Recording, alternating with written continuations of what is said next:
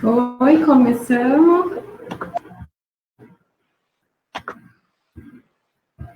Pessoal, então, boa noite a todos e a todas.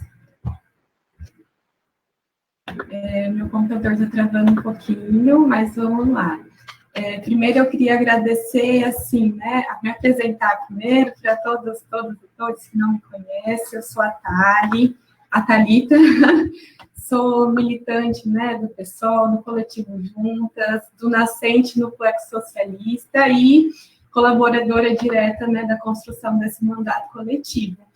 E eu queria agradecer muito a Ju, o Alê, a Tati, o Gil, que está aqui com a gente hoje, pelo compromisso, né, político, compromisso militante de estar fazendo essa plenária sobre negritude, né? A gente vem nessa leva de plenárias para a construção do nosso mandato coletivo, para a construção do nosso programa, entendendo, né, que por ser coletivo a gente não consegue fazer isso sozinha, né? A gente faz isso através de muitas mãos. Eu vou, antes de apresentar, né, os nossos queridos convidados, chamar a Jéssica para se apresentar também. Boa noite a todas, todos e todes.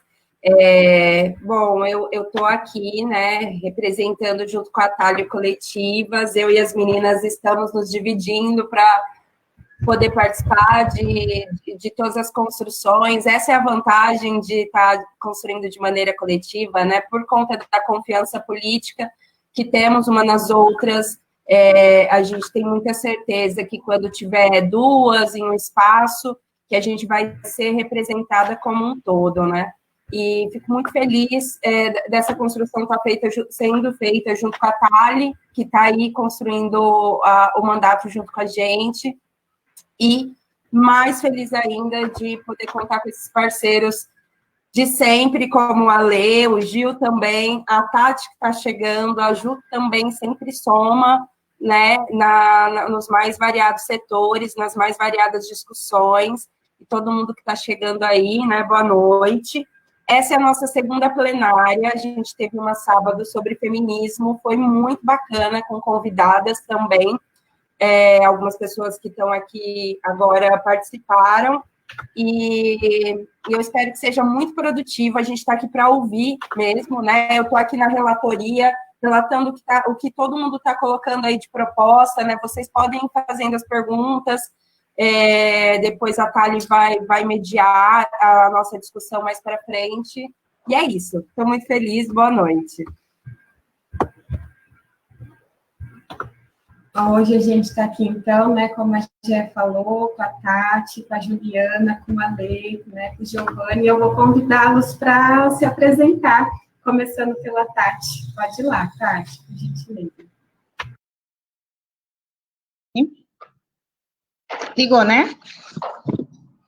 Meu nome é Tatiana, eu sou psicóloga, sou negra, sou mãe, sou moradora de São José do Rio Preto, e trabalho em psicologia social e faço parte de um coletivo que é o Psi Africanidades, onde nós somos em 4 psicólogas e psicólogo, que estuda e debate e atua na questão racial. Não é um coletivo fechado, é um coletivo aberto, e estamos aí, espero poder contribuir essa noite com algumas reflexões.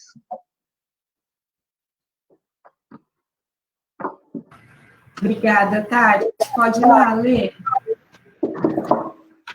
Boa noite a todos, a todas e a todos. Eu me chamo Alexandre Felipe, eu sou psicólogo clínico social, eu sou membro do Núcleo de Sexualidade e Gênero do Conselho Regional de Psicologia aqui da subsede de São José do Rio Preto. Eu sou membro do Psicoterapia na Praça, onde a gente vai para a rua atender a população mais carente.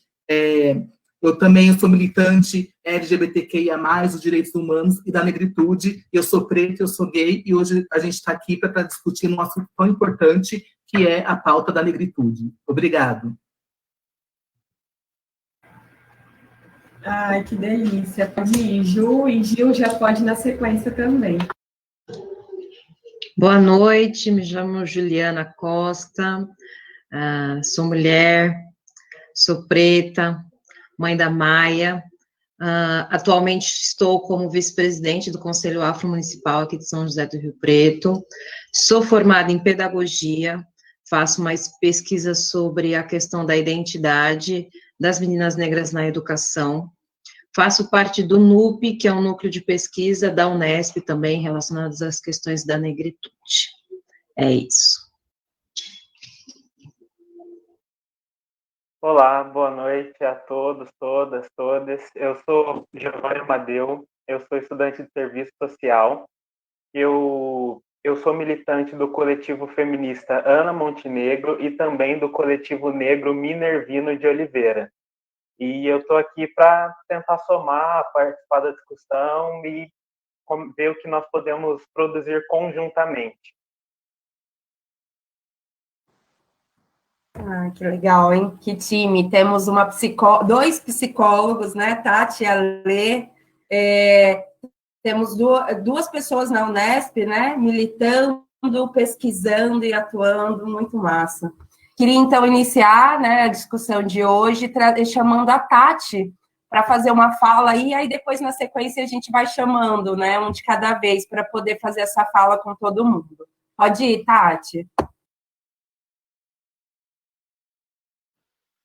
Vamos lá. Qualquer coisa eu finjo que travei e vocês continuam, tá bom? Bom, quando eu pensei na fala para hoje, né, a primeira coisa que eu comecei pensando foi nos direitos, né, da população negra, da população de São José do Rio Preto, especificamente, né. Não tem como a gente abarcar todas as nuances desse tema, né, em uma fala de 20 minutos, porque é um tema muito complexo, é um tema muito amplo e extremamente relevante, né. Então, eu comecei a pensar quais eram os direitos que a gente precisava reivindicar, ou solicitar, ou lutar, né, se era educação de qualidade, se era saúde, acesso ao mercado de trabalho, cotas, né? E, sim, esses são alguns direitos pelos quais a população negra tem que lutar, precisa lutar, mas eu acredito, assim, que os direitos da população negra que ainda não são reconhecidos hoje são direitos muito mais básicos, né? A gente tem negado direito à vida, por exemplo, o direito a ir e vir, o direito à liberdade. A população negra ainda não tem esse acesso, né? Uma criança negra de 6 anos correndo na rua, sem camisa, descalço, de boné ou não, ele é visto como um infrator, né? Um adolescente negro voltando da escola, se ele tiver com seu capuz, ele pode ser abordado violentamente pela polícia. Então, são direitos muito básicos que a população negra ainda não conseguiu. Né, direito à reunião, por exemplo, né, há pouco tempo estavam tentando criminalizar o baile funk, né, e direito à vida também, né, os homens negros morrem mais nas abordagens policiais do que os homens brancos, as mulheres negras morrem mais de feminicídio do que as mulheres brancas. Então, são direitos muito básicos pelos quais a gente tem que lutar ainda hoje, né. A população negra precisa ter o direito de existir, primeiro, eu acredito, né, enquanto ser humano, né, enquanto raça que participou e que participa da construção do país, da construção da cidade, da nossa sociedade. Desde a força de trabalho mais básica até aos centros de pesquisas, às universidades, a produção acadêmica, né. Nós não temos ainda esse acesso, muito menos essa visibilidade. Nós não estudamos autores negros nas universidades, as crianças não estudam, não têm leitura de autores pretos quando são crianças, né? A gente precisa ter o direito de sair na rua e de se sentir seguro quando uma polícia chegar perto, por exemplo, né? Entender que a polícia está ali para nos proteger, não para nos abordar violentamente, né? As mães pretas sofrem muito com isso. Quando o filho dela está na faculdade, está na escola ou está numa festa, elas não dormem porque ficam pensando como vai ser para esse filho voltar, né? As mulheres negras, né, principalmente as mães, precisam ter acesso à saúde desde da gestação, do parto, puerpério, direito a cuidar dos seus filhos quando eles ficam doentes, mas a patroa não aceita, que a mãe tem que ficar em casa porque o filho está com virose, não pode ir para a escola. Então, assim, são coisas muito básicas, né? São direitos muito que já deveriam estar garantidos a todos, mas que para a população negra ainda está muito longe, né? Então, eu penso assim, que pensar políticas de igualdade racial em qualquer âmbito, a gente precisa pensar em políticas públicas de enfrentamento ao racismo, né, estrutural e institucional. E que a gente vive numa sociedade, numa cidade que é racista, né? Rio Preto é uma cidade elitista, é uma cidade que carece de consciência de classe, é uma cidade que carece, infelizmente, de respeito ao próximo e de empatia. Então, é muito difícil a gente pensar em políticas de enfrentamento ao racismo se a gente não se reconhecer, né, não reconhecer o outro como humano e não ter essa visão de humanidade, né?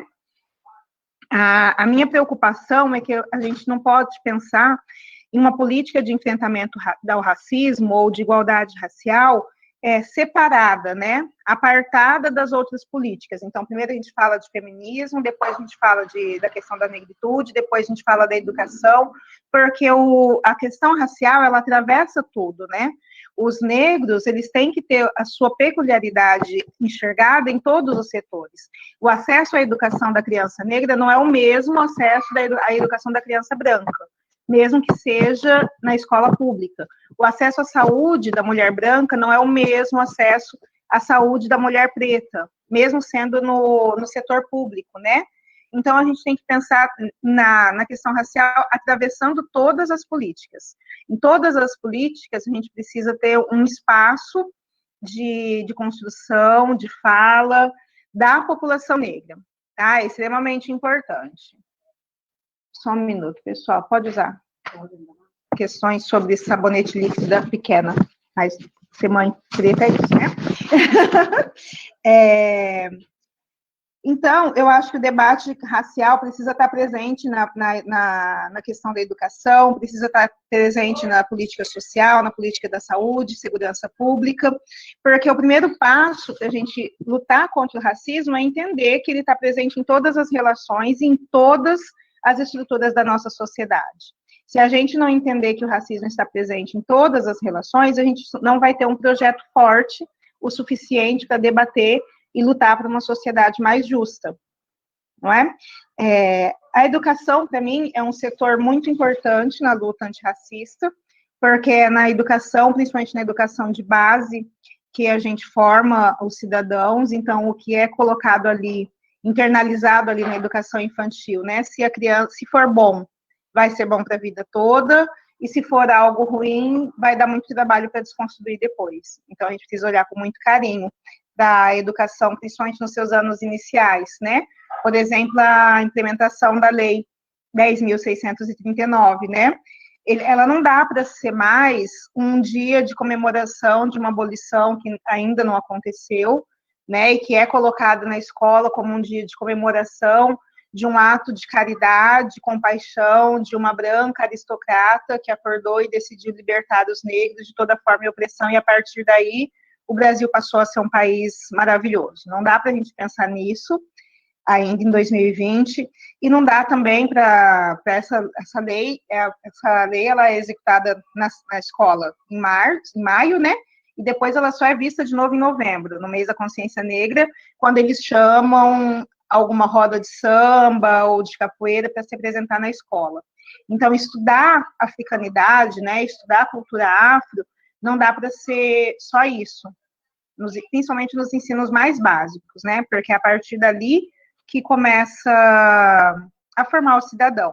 As crianças brancas precisam entender que se os seus antepassados escolheram vir para o Brasil porque receberam incentivos, né, porque era bom para eles, as crianças, os antepassados das crianças pretas não tiveram essa escolha, né, eles foram trazidos para cá.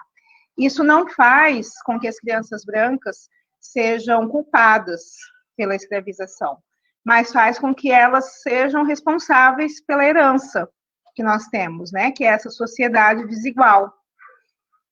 O cidadão de Rio Preto precisa entender que debater racismo, debater igualdade racial é questão de branco, né? Porque se os brancos não matassem os negros, a gente não precisava estar aqui falando disso, né? Se a desigualdade, se a diferença não gerasse desigualdade, a gente não precisava desse debate, né? Por exemplo, a situação no Brasil é tão complicada que, se a gente pensar na questão da Lei Maria da Penha, né? Sábado, na plenária de feminismo, eu fiquei pensando nisso, que quando tem uma agressão, né, ou a mulher, por questão de gênero, o agressor, ele é acompanhado, ele é tratado, a lei coloca isso, né, para ele ser tratado, para ele ser acompanhado, além da punição, né, ou às vezes isso mesmo é visto como uma punição. E na questão racial, isso é muito difícil de acontecer, porque o Brasil é um país preconceituoso, onde não existem pessoas racistas, né? As pessoas reconhecem que o Brasil é um país racista, mas não se reconhecem racistas. Então, como que a gente vai tratar da pessoa que tem um pensamento racista, da pessoa que trata com desigualdade, que comete uma violência racial? Como que a gente vai tratar, vai cuidar, vai ouvir, se essas pessoas não existem?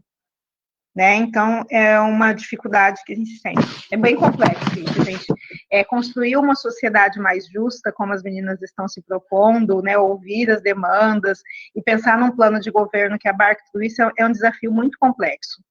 Né? É um desafio muito complexo que precisa ser olhado como um todo, né? Mas não precisa ser resolvido de uma vez. Ninguém come uma melancia de uma vez, né? A gente vai comendo por partes. Né, mas eu acho que o olhar tem que ser como um todo, né? A gente precisa atacar de verdade o racismo em várias frentes, né? A gente precisa olhar como um todo, porque está em todo lugar, né? Esses dias a cantora Bia Ferreira postou um vídeo onde ela fala que é muito difícil para uma negra reconhecer ao lado dela uma branca na luta antirracista, né? Porque quando a gente está lá na frente, na luta, né, de mãos dadas, a gente sabe em quem que o tiro vai pegar primeiro, né? Então a gente precisa pensar nas peculiaridades, né? É muito bonito a gente ver a luta feminista, mas se a mulher branca não entender que existe um abismo entre ela e a mulher preta, esse feminismo não atende a todas. E se não atende a todas, não é real, né? Eu, particularmente, acredito que uma sociedade mais justa, uma proposta de melhoria, só vai ser possível quando a gente se olhar uns para os outros com afeto, com reconhecimento das nossas diferenças, né?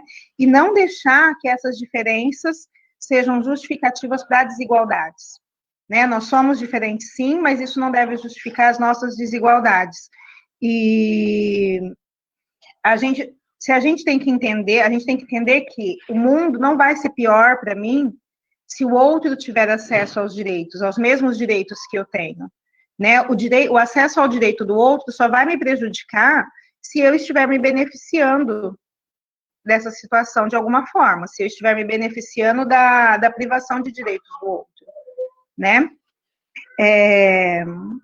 Por enquanto, eu acho que eu vou terminando. Eu não trouxe aqui nenhuma proposta. Minha intenção era fazer uma fala assim, inicial bem rápida, bem simples, mas que fosse bem afetiva, sabe? É muito importante a responsabilidade que a gente tem nesse momento, nesse local de fala que a gente está tendo acesso, porque a gente precisa falar, precisa lutar, precisa mostrar as nossas necessidades, né?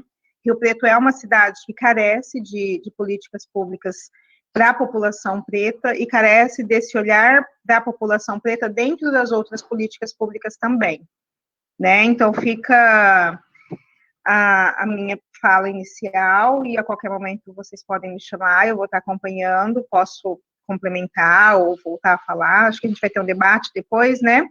Então, enquanto cidadã negra de Rio Preto, eu espero que daqui floresça algo concreto, né, para o nosso povo, para o meu povo, que é o povo de todo mundo, que é o povo do Brasil, e que já que a gente foi trazido e que a gente tem que viver aqui agora, então que a gente viva bem, né, que seja um país bom para todas, para todos e para todos, então, certo? Então, eu paro por aqui. Muito obrigada, Tati, os meus dedinhos, eu acho que os da Jéssica também estão assim, né, rápidos, anotando tudo isso. Lembrando que a gente está, né, em quase 40 pessoas, entre aqui o Meet, o Facebook, o YouTube. E agora eu gostaria de passar a fala para a Juliana. Boa noite. Eu separei primeiro, na verdade, um pouco do que é a negritude aqui em São José do Rio Preto, e depois queria complementar, falar da Tati com algumas pautas, ações que eu acho que são importantes agora a gente abordar, né? Estatisticamente, 20% da população de São José do Rio Preto se considera preta ou parda. Eu penso e analiso que esse número ainda encontra-se distorcido até mesmo por uma dificuldade de autoidentificação mesmo, das pessoas se verem como negras, se identificarem como negras. E pensando nesses 20% da população negra de São José do Rio Preto, a gente consegue observar que essa população, quando comparada à população branca, ainda ganha em média R$500, que seja a menos de salário. A taxa de analfabetismo também, quando comparada com a população branca, a da população negra é maior, cerca de 3%. Eu sempre puxo a sardinha um pouco para o meu lado, né? Eu sou da educação, e eu acredito que todos os espaços são permeados pela educação, e, consequentemente, se a gente não inicia por lá, alguns pontos ficam muito difíceis. Então, eu penso, primeiramente, na importância da Lei 10.639 e da sua aplicação efetiva no contexto da educação. Geralmente, quando se pede os relatos das escolas sobre as práticas que são aplicadas relacionadas a questões raciais, elas têm dificuldade de enumerar essas ações e, principalmente, de trazer um relatório efetivo dessas ações durante o ano. Então, eu penso em uma cobrança da escola, da educação, com relação a essas práticas através de relatórios, que esses relatórios se tornem obrigatórios no âmbito da educação municipal. Então, eu penso que as escolas precisam apontar o que efetivamente elas estão fazendo referente à Lei 10.639. E a partir desse diagnóstico, né, desses relatórios que se tornem obrigatórios, que a gente consiga pontuar, inclusive, sobre algumas falhas que acontecem com relação à formação. Diante disso, também penso em trazer anualmente a formação de professores com relação à educação de africanidades, né, relacionada à cultura afro-brasileira. Os professores educadores justificam a falta de práticas justamente por conta dessa falta de formação inicial. E o educador, ele precisa ter uma formação contínua. Então, é competência, sim, né, do poder público, subsidiar essa formação para os educadores. Então, acho que a gente precisa pensar no âmbito da educação, né, logo de bate-pronto, que existe esse relatório das escolas de como estão sendo essas práticas relacionadas à Lei 10.639 e sobre essa formação de professores que ela aconteça anualmente. Ano passado teve uma formação linda, mas que ela aconteça e seja renovada, né? Porque novas coisas são descobertas. O professor, o educador, eles têm que estar em constante formação. Constantemente a gente descobre novas coisas, né? A ciência descobre novas coisas. Então, eu acho que são necessárias, no âmbito da educação, essas duas questões. Por estar no conselho, puxando novamente sardinha para o meu lado, nós temos lutado muito por uma autonomia do Conselho Afro, tornando não mais, né, não deixando como consultivo, mas tratando ele como deliberativo. Só nós podemos falar sobre as nossas pautas. Então, a partir do momento em que a gente não consegue essa autonomia de falar e de direcionar finanças, a aplicação financeira em algum ponto da questão da negritude, de algum modo, nós somos tolhidos do nosso poder de falar sobre como sofremos ou por que sofremos. Então, essa também é uma reivindicação que eu acho muito importante, que é essa construção da autonomia do Conselho Afro. Deixa eu ver o que mais que eu tinha colocado aqui.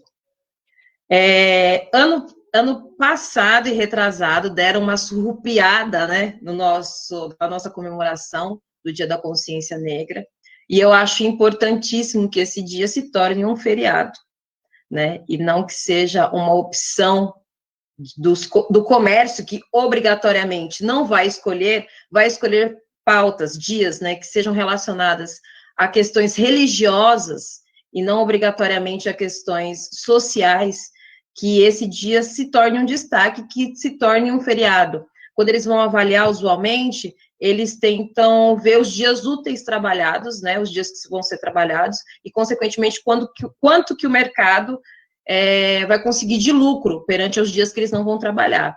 Então, se é por bem que se retirem os feriados religiosos, afinal de contas, teoricamente deveríamos ser um Estado laico, e que se valorize o Dia da Consciência Negra, que é importante, sim. As pessoas falam, mas nós não vamos parar. Quando as pessoas param, elas não refletem. Toda vez, por mais que a gente tenha um feriado que a gente não sabe, tem vários que a gente não sabe para que serve, mas toda vez que chega o feriado, alguém pergunta, sabe aquele dia lá que a gente parou? Ele é do quê? Ainda que não se faça uma reflexão profunda, você faz com que o sujeito obrigatoriamente pare naquele dia e minimamente se questione o que está acontecendo. Então, eu acho muito importante que o Dia da Consciência Negra se torne efetivamente um feriado municipal. Dentro de São José do Rio Preto, existe, com relação à negritude, uma segregação que a gente ainda vê, que é uma segregação espacial. Grande parte da população negra de São José do Rio Preto mora na Zona Norte. E quando a gente pensa na Zona Norte, obrigatoriamente a gente precisa pensar no transporte público, né? E o transporte público de São José do Rio Preto é péssimo. Então, pensar na questão da acessibilidade dessa população.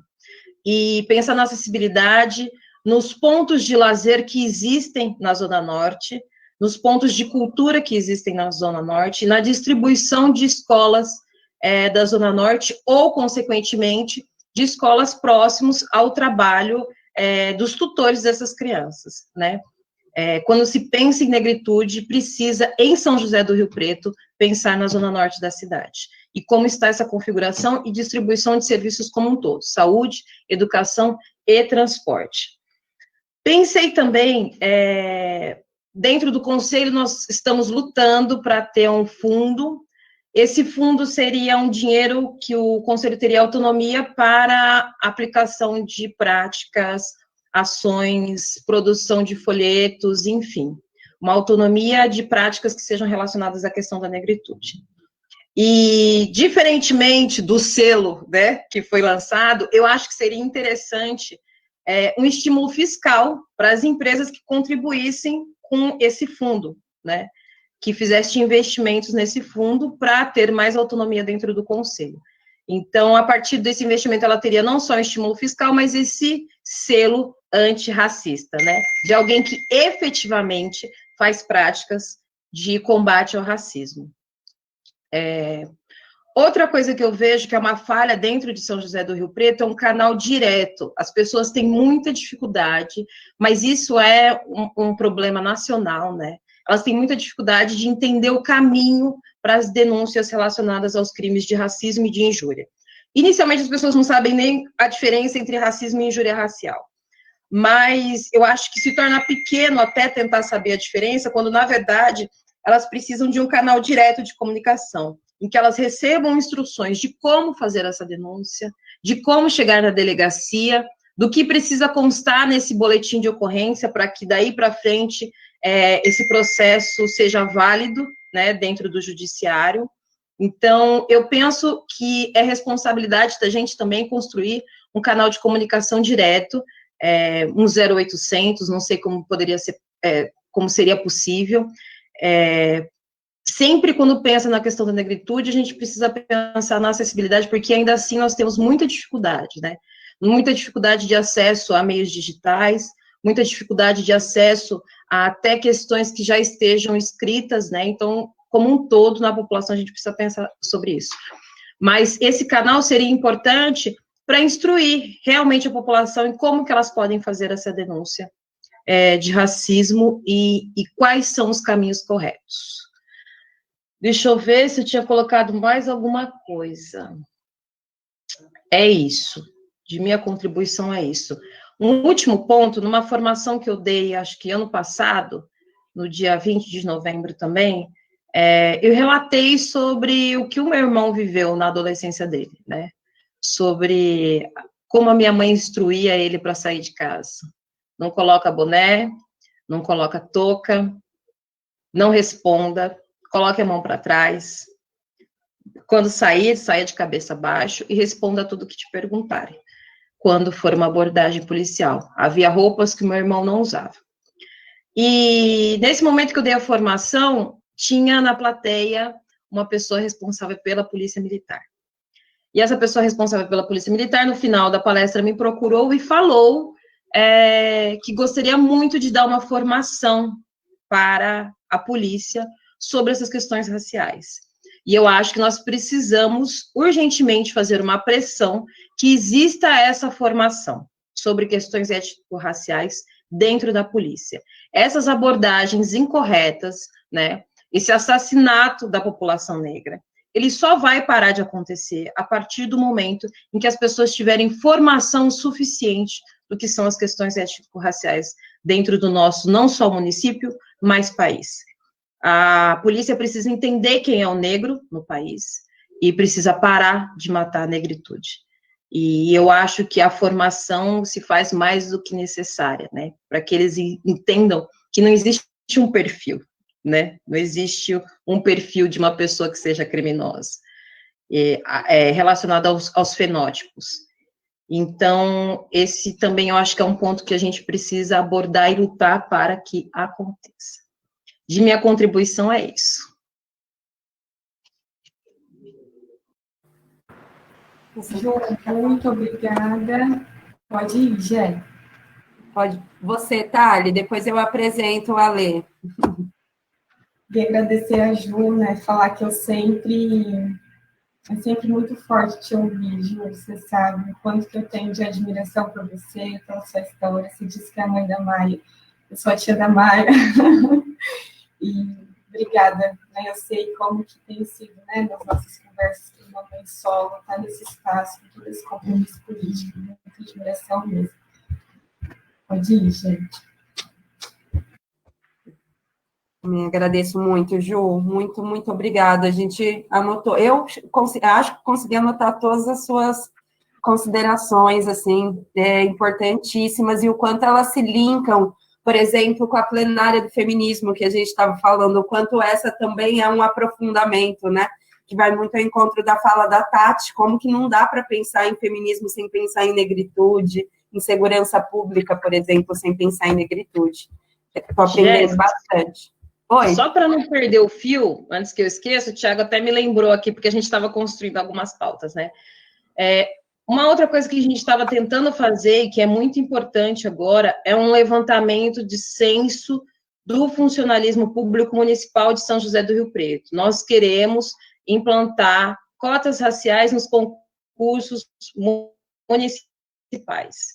Não tem, esse censo precisa levantar não só quantos funcionários negros existem pela prefeitura, mas também aonde eles estão alocados, em qual cargo eles estão alocados, de modo que a gente possa fazer um planejamento efetivo dessa construção de cotas nos concursos municipais. Então, acho que esse ponto também eu tinha esquecido aqui, até anotei tudo, mas ele passou batido, e é importante também, é importante fazer essas cotas para que a gente consiga fazer uma igualdade de concorrência ali. Tudo isso pelo conselho, né, Ju? Isso, a gente está tentando fazer esse levantamento pelo conselho, o Thiago, que está aqui também, acabou de me lembrar, a gente está tentando fazer esse levantamento pelo conselho do censo primeiro, né? De quantos funcionários são negros, em quais cargos eles estão, mas com o objetivo preciso e claro de implantar as cotas raciais nos concursos públicos municipais, né? Nos estaduais já é mais frequente, mas nos municipais a gente se diz alinhado, né, a ONU, mas está bem longe, então implantar as cotas raciais, não só dentro das universidades, mas dentro do serviço público é muito importante. Infelizmente, ainda vivemos no capitalismo, e se vivemos no capitalismo, dinheiro é poder no caso, né? E essa igualdade com relação à negritude, ela só vai acontecer a partir do momento em que os negros tiverem essa autonomia minimamente financeira, né? Obrigada, Ju. Ale, querido, então passo a bola para você. Boa noite, novamente. E eu fico muito feliz de estar compartilhando essa fala com essas meninas que eu admiro. A Tati, que a gente é minha colega de profissão, a gente foi até para São Paulo para votar por uma psicologia mais diversa. A Ju, o tanto que eu admiro ela, e eu acho que enquanto a gente tem que admirar mulheres mesmo, o trabalho delas, e tem que falar, ainda mais como são mulheres pretas. O Giovanni eu não conheço, eu vou conhecer ele hoje. E eu vou direto para as propostas. Eu pensei nas propostas para São José do Rio Preto, pensando num mandato coletivo para aqui para São José do Rio Preto para cargo de vereança. Mas antes eu queria fazer 2 apontamentos que eu acho muito pertinentes. Como eu vou muito para coletivos negros, muito aqui de São José do Rio Preto, assim, eu sou meio fuceiro e vou mesmo, eu percebo que muitos negros que são negros e negras que são ativistas, que fazem acontecer da cultura, eles não veem o partido político como uma representatividade, tá? E eu até entendo o porquê, porque, historicamente, o racismo só vem aumentando e entrou vários presidentes e várias políticas e não resolveu a situação e não levou a sério essa questão do genocídio da população preta. Então, eu entendo que eles veem o partido político como um não pertencimento. Mas, infelizmente, e eu estou falando por mim, a gente vive num sistema capitalista, né? E assim, é claro que eu também não acredito nesse sistema eleitoral. Só que o que fazer para a gente conseguir ter voz nesse mundo que é o capitalismo? Então, a gente precisa usar das mesmas armas para que a gente não morra, para que a gente realmente se sobressaia de alguma forma. Então, assim, camaradas, estamos juntos, independente de vocês acreditarem ou não, a gente vai lutar por isso, tá? Uma outra questão, e agora eu quero falar com muito carinho mesmo, que a gente está aqui discutindo políticas da população negra de um coletivo de mulheres não negras, de mulheres brancas. Isso, eu tenho certeza que para mim e para muitos negros causa um desconforto, né? Porque se é um coletivo de mulheres, por que não ter mulheres também negras também? E que a gente não pode falar que é uma lacuna, né? Porque se a gente falar que é uma lacuna, a gente vai falar que não tem mulheres negras competentes para também estar nesse coletivo. E só aqui, nessa plenária, eu sei que tem várias. E eu fui questionado também, né? Por ser negro, eu sou politicamente ativo, fui questionado, mas por que você negro vai defender vai defender um coletivo de mulheres brancas? Eu entendo e eu acho muito legítimo. E eu, enquanto negro, também senti um desconforto. Mas o que me fez estar aqui hoje? O que me fez apoiar essa causa? Quando eu penso em município e eu penso na rua, desde 2013, na minha vida como militância, eu sempre vi essas mulheres. Eu sempre vi na praça, eu sempre vi na rodoviária, eu sempre vi na luta, eu sempre vi na Zona Norte, nas feiras, eu sempre vi, desde a ocupação da Câmara até hoje, eu vi. Então, eu me sinto representada. É claro que está faltando mulheres negras, mas isso eu não posso desqualificar. Então, é por isso que eu acho interessante a gente colocar aqui, porque se o debate é negritude, pode causar um estranhamento, porque a gente quer também não só trazer ideias, mas quer que também tenham mulheres e homens negros também contando, fazendo parte de tudo isso, assim. Então, assim, mas eu tenho certeza que elas, eu estou muito confortável, porque eu sei que elas defendem direitos humanos, que é uma coisa óbvia, mas hoje em dia precisa falar, né? Precisa que tenha alguém, porque num mundo fascista que a gente está, né? Então, assim, é por isso que hoje eu acho importante falar sobre isso e que eu espero que os próximos mandatos coletivos tenham a questão da representatividade, que tenham mulheres negras também, homens negros, mas que isso não desqualifica elas. As minhas propostas é o seguinte, é muito interessante que, como elas falaram, né, anteriormente, sempre quando eu fui levantar as propostas, eu vi que as minhas propostas em relação à população preta, ela vai passar pela questão do feminismo, da cidade, da saúde, da educação, que são as outras plenárias. Então, aqui eu estou falando do povo preto, mas eu estou falando também de outras questões. Então, Rio Preto, hoje, o IBGE de 2020, ele tem 464.983 habitantes, né? A Ju falou que 20% se declara negro, né? Que a gente sabe que isso, né, é muito difícil, né, a gente se autodeclarar. Eu também demorei para me entender enquanto um homem preto. Então, mas aonde que está esse povo? Aonde que está? A minha primeira proposta, que eu acho super interessante, é a gente combater o aumento desenfreado do perímetro urbano. O que é isso? A cidade está crescendo, e está crescendo para os lados, e eles querem aumentar. Só que eles querem aumentar e jogar o povo pobre, preto, lá para a casa da mãe, lá, entendeu? Eles querem afastar, tirar do centro e com isso, contribuir para ainda mais a exclusão. E a gente sabe que eu acompanho, eu sempre acompanhei até ativamente as sessões da Câmara e vira e mexe tem esse aumento do perímetro urbano. Ok, tem que aumentar, mas quanto tem de espaço no centro para ser ocupado ainda? E por que não ocupar com esse povo? É a higienização?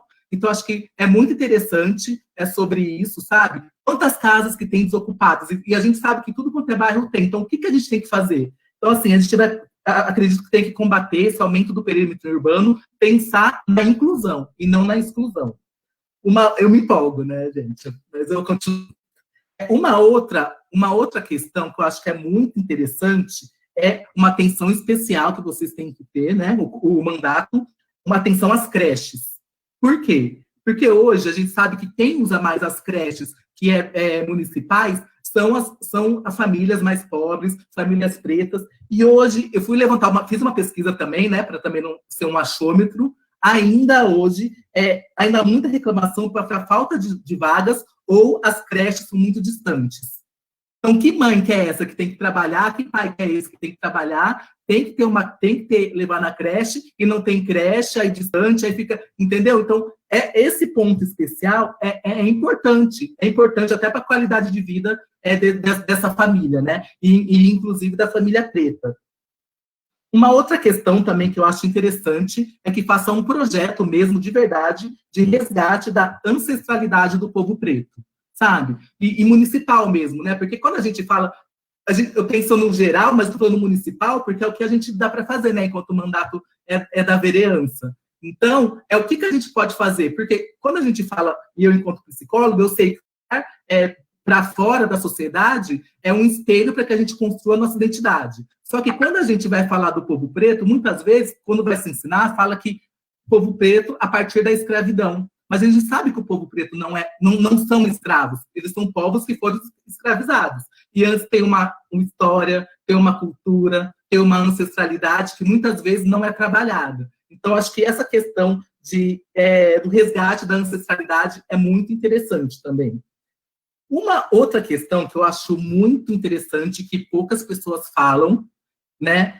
E quando a gente vai falar também da negritude, esse é um povo que é muito invisibilizado, são os moradores de rua. E a gente sabe que se você passar de sábado e domingo à tarde pela Badibacite, pela Andalau, você vai se abismar, ou não, né? Porque hoje em dia as pessoas nem veem, na verdade, né? Então, fazer um projeto para moradores de rua. Eu fiz uma pesquisa, hoje em dia, 2020, tem mais ou menos 900 moradores de rua aqui em São José do Rio Preto. Então, fazer algum projeto de inserção à sociedade, sabe? O que pode ser feito? Ou, pelo menos, uma iniciativa, né? Porque, assim, a gente sabe o quanto que eles são discriminados, e elas são discriminadas, são invisibilizados, e que ninguém pensa e ainda critica, fala que é vagabundo, que acha que morar na rua é o melhor, e muitas vezes eles ficam em estado de vulnerabilidade, a questão da bebida e de outros, de dependência química. Então, assim, vamos pensar sobre isso de verdade, entendeu? Acolher, porque eles também são povo de São José do Rio Preto, e muita dessa população é a população negra. Uma outra questão, né, que também tem a ver com a cultura, que eu acho que é muito importante, a descentralização da cultura para bairros periféricos. Por quê? Porque quando a gente pensa na cultura, a gente vê que acontece mais nas regiões centrais e nos bairros em volta das regiões centrais. E a gente sabe que a Zona Norte, ela fica muito excluída em relação a várias ações de cultura. Eles têm que vir até aqui, mas é muito difícil, né? Na verdade, a Zona Norte é como se fosse uma outra cidade, Então, assim, quando a pessoa pensa em ir num teatro, ir no festival, ir no cinema, tem que vir até aqui. Então, pensar em projetos para descentralizar, né, a questão da cultura, né? Como dizia Titãs, eu sempre escutei desde pequenininho, que a gente não quer só comida, né? A gente quer comida, diversão e arte. Eu acho que essa população precisa, e lazer e cultura faz muito bem para a saúde mental. Uma outra coisa que eu acho importante são projetos profissionalizantes, consistentes e populares, né? Por quê? Porque Rio Preto tem grande taxa de desemprego e não tem projetos realmente consistentes. Porque eu fico pensando o seguinte, uma pessoa que ela está desempregada, e principalmente o povo preto está desempregado, eles têm que procurar, né, um trabalho, vai ter que se virar para conseguir, e até trabalhos informais. Mas, em paralelo, o que poderia estar fazendo? Ter projetos populares que eles conseguissem se especializar, ou conseguissem perceber algum ofício, sabe? E de verdade, assim, e isso poderia ser com parcerias, sabe? Com instituições privadas, mas que viesse ou de cobrar a prefeitura, ou vir, sabe? Acho que é interessante isso, por essa questão. Uma outra questão também, nossa, você viu, né? Você me dá a ideia para dar proposta, né? Uma outra questão, achei muito interessante o que o pessoal fez, né? E já puxando sardinha, que eu sou do PSOL, mas não foi só o PSOL, mas foi todos os grupos de esquerda, os partidos de esquerda, os movimentos sociais, e foi a campanha Rio Preto tem fome, né? Ou Rio Preto sem fome, tem fome, alguma coisa assim. Eles fizeram, né?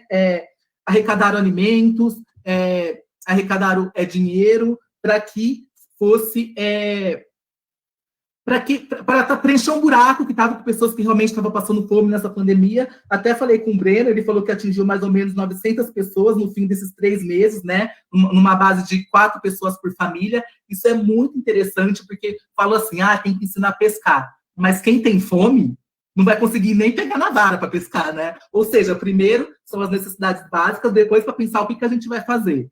E uma provocação agora, o que a gente vai fazer? Porque a campanha acabou, né? E as pessoas ainda continuam com fome.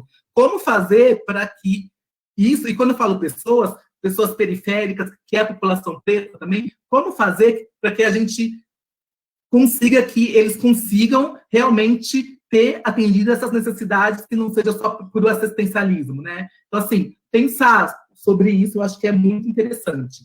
Uma outra questão também a gente fala que quando a gente fala de população negra que vive mais na periferia, que estão mais na Zona Norte, como a Ju relembrou, e eles são os que mais utilizam transporte público.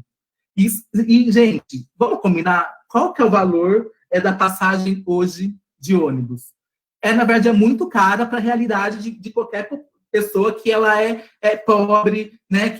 Então, assim, pensar o que fazer, né? E uma outra questão porque, assim, teve a questão da rodoviária, né? Que, na verdade, o governo aqui não pensou, né? E acabou montando uma rodoviária do lado da outra, ao invés de descentralizar, né? Então, assim, um trabalhador que demora 50 minutos para chegar, essa nova rodoviária vai demorar os 50 minutos, então não foi inteligente, não foi pensando no trabalhador, né? E, mas aí vamos colocar ar-condicionado. O povo, ele não quer andar de ar-condicionado, ele quer ficar menos tempo no ônibus. Como que ficaria? Então, assim, pensar em novas estratégias do transporte público, assim. E é bom, assim, que eu trago proposta, mas nem sempre eu trago a solução, né? Mas eu acho que está acabando, tá? Uma outra coisa que eu acho muito interessante, porque, assim, tem coisas que eu vou falar, eu acho que tem que mudar a educação, tudo, mas tem coisas que não é o âmbito municipal, né? Aí é o âmbito estadual, federal. Aí eu fiquei pensando, o que será que dá para fazer no âmbito municipal em relação de políticas afirmativas? Aí eu pensei de o município fazer parcerias. Então, parcerias com o quê? Com, por exemplo, faculdades privadas. Tem muita faculdade privada aqui em São José do Rio Preto. Bastante. E o município fazer parcerias e ir lá bater na porta dessas faculdades privadas e falar da importância da socialização e pedir como se fosse bolsas mesmo para a população preta, porque a gente sabe que muitas não vão conseguir pagar, e o engraçado é que se a gente for ver que a maioria que estão nessas faculdades privadas é classe média baixa, que são as que estudaram a vida toda em escola pública, né? Enquanto quem estudou em escola particular a vida toda vai em faculdade pública, então é meio, né, divergente. Então, essas parcerias, primeiro com faculdades privadas, pedindo bolsas mesmo, sabe? Questão de cota, porque, assim, eles não, teoricamente, não têm obrigação, né? Mas por que não, gerar a necessidade? E uma outra coisa, uma outra parceria que eu acho interessante, que a Juliana, ela comentou, ela foi muito feliz em comentar, né? Que parceria com o comércio. Porque quando é o Dia da Consciência Negra, o que acontece? A prefeitura faz reunião com a CIRP, porque eles não querem perder o lucro, né? Eles não querem que seja feriado, para que seja feriado e que eles até ajudem em ações afirmativas, né? Então a CIRP vai ajudar tudo. Então, ok, já que é para negociar com a CIRP, então vamos negociar também vagas de emprego, né? Para a população negra, que a gente quer coisas afirmativas. Então, já que tem esse bate-papo, né? Que a CIRP, para Rio Preto, né? Ela tem um grande... A sua palavra é pesada, então já que tem que negociar, vamos negociar, porque aí a gente vai tampar um pouquinho o buraco desse desemprego, sabe? Então, assim, essa parceria com o comércio, com a CIRP, né? E várias outras propostas também. Mas são as que eu trouxe, assim, de imediato. Eu queria escutar vocês que estão aí, que eu estou vendo que aqui tem 30, tem mais 15 lá no... Né? O que vocês têm a dizer sobre isso? E para finalizar a minha fala, eu sou uma pessoa muito crítica. Quem conhece meus amigos fala, nossa, e eu sou crítico comigo mesmo. E eu estava pensando, e uma crítica que eu faço e que eu estou refletindo, que é quando eu vou falar, eu estou falando para quem, e eu estou falando baseado em quê? É só na minha bolha? Por quê? Eu sempre, igual, por exemplo, estamos em pandemia. Aí eu vou e falo que eu acho importante, segundo a Organização Mundial de Saúde, fique em casa. E eu falo, fique em casa mesmo. Mas aí eu fiquei pensando, gente, como que, né? Eu tô falando fique em casa, mas e que casa? E essas pessoas, esse povo preto que não tem casa? Né? Que casa é essa? Né? Então, para quem que eu tô falando? Né? Use máscara. Gente, a pessoa não tem nem o que comer, vai usar máscara. Como assim? Sabe? Vamos lavar as mãos. Não tem nem saneamento básico para sabonete, não tem para nada. Então, assim, o que eu quero trazer aqui, então, assim, a questão da álcool em gel, não vou nem colocar. Aulas online. Ah, não, porque agora tem aulas online, vamos se adaptar a quem? Quem não tem celular? Quem não tem computador? Quem não tem nem energia? Sabe? Então, assim, é olhar para quem? E eu estou fazendo essa crítica a mim, a minha pessoa, e quero convidar para que a gente faça uma desconstrução de pensamento para quem que a gente está falando e se a gente está agregando todo mundo, que é a questão de pensar no todo. Eu acho que, por enquanto, é isso. Agora, eu quero aguardar a proposta de vocês e vamos falar sobre isso. Obrigado. Muito obrigada, Lê. E bem lembrado, né? Assim que o Gil terminar a fala dele, a gente vai abrir para as inscrições. Se quiser, já pode ir mandando. Para ampliar esse debate, para trazer as propostas também da plenária aqui, né? Para a gente conseguir afinar o debate. Gil, pode ficar à vontade. Bom, vamos lá. Como eu já havia dito anteriormente, eu sou militante do coletivo feminista Ana Montenegro e do coletivo negro Minervino de Oliveira, então queria só pontuar que, das minhas colocações aqui, o que tiver de meritório e proveitoso é fruto de discussão e debate com os meus camaradas, e as falhas é de responsabilidade pessoal. Eu queria reforçar alguns pontos que já foram falados, mas eu queria reforçar em cima disso, é justamente nessa questão de que os sujeitos reais, eles não podem ser compreendidos de forma fragmentada.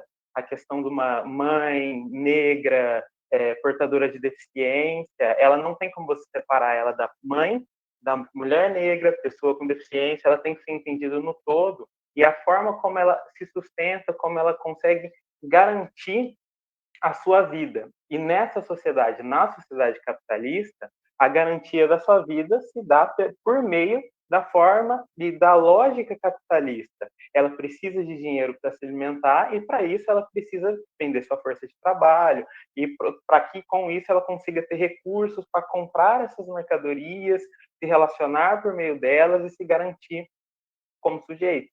E nessa sociedade, os sujeitos eles são reduzidos a objetos, mercadorias, eles são desumanizados, e aí a pessoa negra, a mercadoria negra, é a carne mais barata do mercado, a precarização das suas condições cumpre um papel nessa sociedade. Então, eu acho que nesse sentido é muito importante a gente reforçar isso, entender isso no todo, e entender uma questão que da minha perspectiva, eu acho que é uma boa forma da gente se orientar, é entender os direitos como desmercantilização da vida. Tirar fazer com que o sujeito tenha garantias e condições para se desenvolver enquanto humano, e não simplesmente como uma mera mercadoria que vai entrar no mercado para ser explorado, para ser extraído dele o máximo que for possível. E entrando nas propostas que eu conversei com os camaradas, que eles trouxeram, achei importante a gente estar colocando aqui para a gente fazer essa discussão. Do primeiro ponto, já alguns de vocês já comentaram, mas a questão do Dia da Consciência Negra e do mês da Consciência Negra. Ampliar as ações, ampliar a divulgação dela, a visibilidade, e dar condições também, recursos para que seja possível construir ações, construir, de fato, formas de disseminar, né, de conscientizar das pessoas, tanto a respeito da condição da pessoa negra e como se dá a inserção da pessoa negra nessa sociedade. Outro ponto de novo, o fomento das produções teóricas relacionadas à condição de vida da pessoa negra e, principalmente, forma de divulgar e fazer com que a população tenha acesso a essas produções que são feitas a respeito da sua vida material. Essas produções que dão tanto subsídio para que ele se compreenda, para que ele compreenda a sua condição. E fazer com que, de fato, isso seja acessível e fácil a toda a população.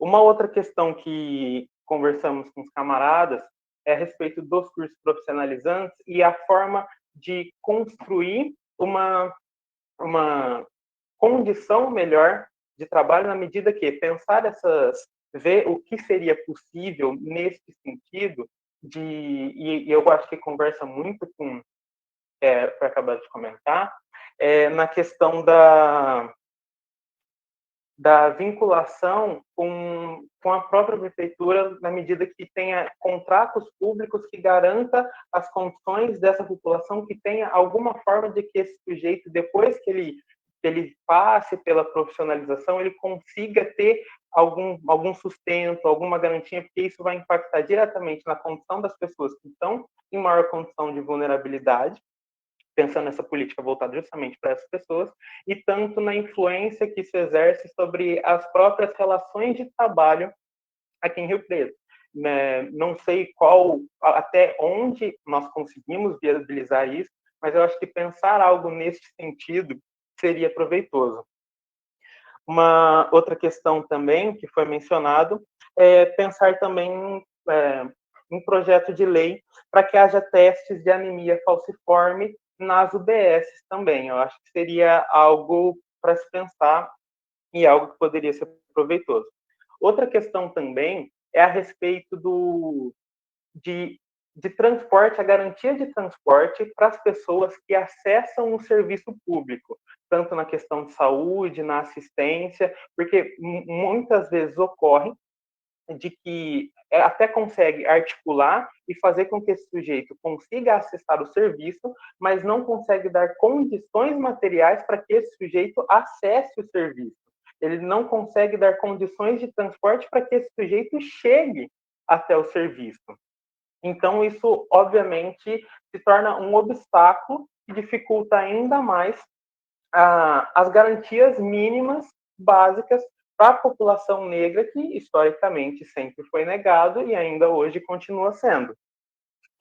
Mais uma outra questão é questão também de projetos de contraturno, que eu acho que vai também no sentido da creche, que já foi falado, pensar também em projetos de contraturno para que essas pessoas, principalmente as mulheres negras, elas também tenham maiores condições de ter uma certa uma condição de se inserir no mercado de trabalho, buscar condições de profissionalização, para que ela tenha, de fato, uma forma de fazer isso, sem que precise deixar a criança sozinha, digamos assim, ou necessariamente com outro parente, porque a gente sabe que as políticas públicas no Brasil, ela responsabiliza muito a família, os cuidados e a atenção, ela recai muito em cima da família.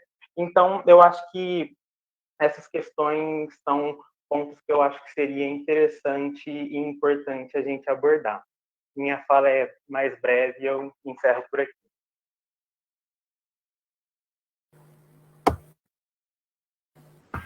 Pode falar, Thali. Gil, muito obrigada pelas contribuições, né, para o Gil, para a Ju, para o Ale, para a Tati. E eu gostaria agora de abrir, né, para a plenária as inscrições, para fazer comentário, proposta, né, coisas que foram pensando durante essa plenária. Quem quiser pode se inscrever aqui, né, a gente vai abrir 3 minutos de fala. Luiz, vou te colocar como primeiro inscrito. E, né, aproveitar para falar, né, que a gente está quase, mais ou menos, entre 40 pessoas entre o Meet e as redes sociais. E quem ficar à vontade, quem quiser também, abre a câmera para a gente ir registrando esse espaço, esse momento, esse encontro. Pode ir, Luiz.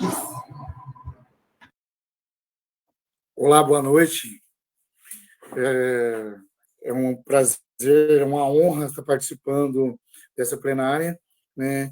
E vendo os companheiros aqui, né, trazendo várias visões para discutir a questão de Rio Preto, também Estado, vamos colocar aí também, e toda a nossa região, né? Eu fui ouvindo, gosto muito de ouvir, ouvi o Giovanni, fui ouvindo o Alexandre, né? Eu acho que a Jéssica, não lembro mais de mim, mas eu conheço a Jéssica, né? A Jéssica é de Neves Paulista, formada, não sei se ela se formou em História, mas estudava História, né? E, como o Alexandre disse, eu faço parte também de um partido político, né, que é o PSOL, defendo o PSOL, né, por causa das linhas de pensamento. Mas, voltando dentro do nosso debate, eu só queria ter um ponto que eu fico um pouco preocupado, né? Já trabalho na educação, né? Já nem coloco mais a educação como mais prioridade, porque o governo, o Estado não tem mais essa preocupação como prioridade no mercado de emprego, né? No mercado de trabalho, né? Então, nós temos essa desqualificação do educador ou dos profissionais da educação, né? E aí eu fico muito preocupado também, né, que eu faço um discurso totalmente diferente dentro da escola. Eu gosto muito da periferia, eu trabalho em Mirassol e trabalho na cidade de Bálsamo, né? Eu trabalho em Mirassol, na escola Leiria, que é uma escola de periferia, né, onde eu tenho uma liberdade muito bacana com os estudantes, né? Quando a gente fica muito preso ao discurso nos cursos técnicos, né? Por que os cursos técnicos? Então, parece que nós estamos repetindo toda aquela relação da não qualificação ou do não mérito dos pretos e pardos periféricos a um mercado de emprego, né, aonde uma qualificação de um nível superior. Então, que nós estamos sempre visando, né, a população elite branca dentro do mercado, onde eleva um nível superior, dentro das universidades públicas, que, infelizmente, quando a gente faz um mapeamento do negro e pobre, miserável, dentro da universidade pública, você quase não enxerga ele. Eu trabalho como se eles fossem um fantasma, né? Você vê uma elite dentro da universidade pública, onde eles passaram grande parte da sua vida dentro de um colégio particular caro, né?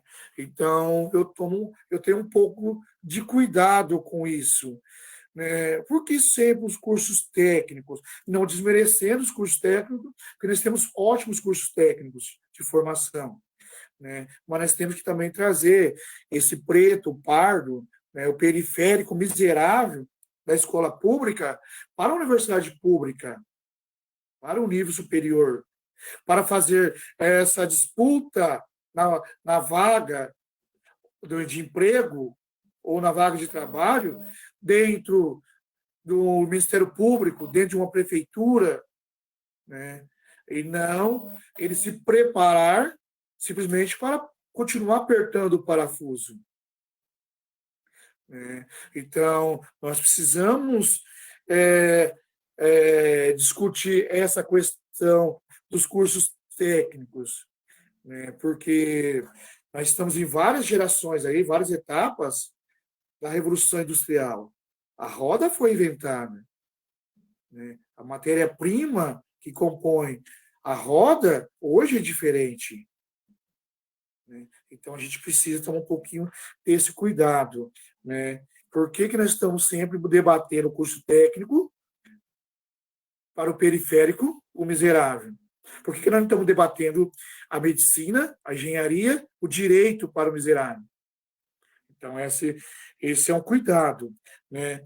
Porque nós temos que trabalhar com a qualificação, não a desqualificação dele. Eu tive o prazer de sentir isso quando eu fui para a universidade, já com uma certa idade, que as pessoas me chamavam de tiozinho dentro da sala de aula, né? Presidente Prudente. Falava, ó, tiozinho, né? É como se fosse aquela brincadeira, aperta o número tal do elevador, né? Então, a gente tem que quebrar esse paradigma aí, né? E como, né, não trazer isso? Né? É como trazer as questões das discussões dentro dos cursos, né, preparatórios que nós temos aí. Nós temos vários cursos preparatórios aí beneficentes. Nós temos vários cursos preparatórios onde nós temos aí a Unesp, nós temos os cursos também que é por outras entidades, né, que é os pré-vestibulares. Aí, nós temos que pensar nesses cursos também para que ele chegue dentro da escola-iria onde eu trabalho. Né? Para ele chegar lá. Porque quando parece que não, mas o que mais chega dentro da escola-iria são as bolsas para os cursinhos pré-vestibulares, né, pagos. Então, é essa discussão que a gente tem que fazer. Então, eu sempre debati isso dentro da Unesp Presidente Prudente, né? Aonde a Unesp está? Por que a Unesp também não está na periferia? Ela tem que estar lá. Por que sempre ela se afasta? Sempre há alguns projetos dentro da periferia, mas quem vai dar sequência a isso? Então, a gente precisa buscar essa discussão. Então, os cursos técnicos são importantes? Sim. Mas eu ainda bato na tecla que nós temos que buscar outros meios, né? Que é os cursos onde as universidades estão oferecendo.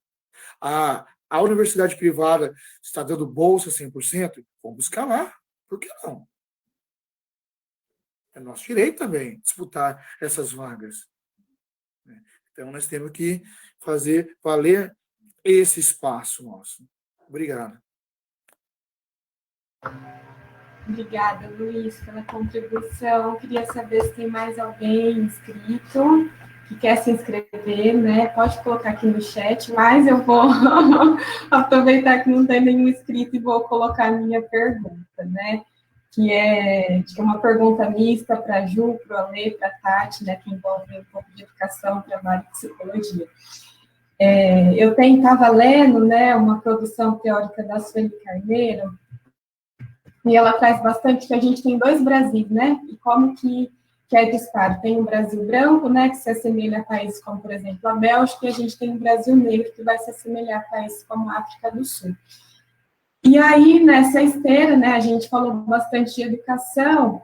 Para uma mulher negra ter o mesmo nível educacional, não, a mesma possibilidade de trabalho que um homem branco tem, ela precisa de 11 anos a mais de educação, né, do que esse homem branco.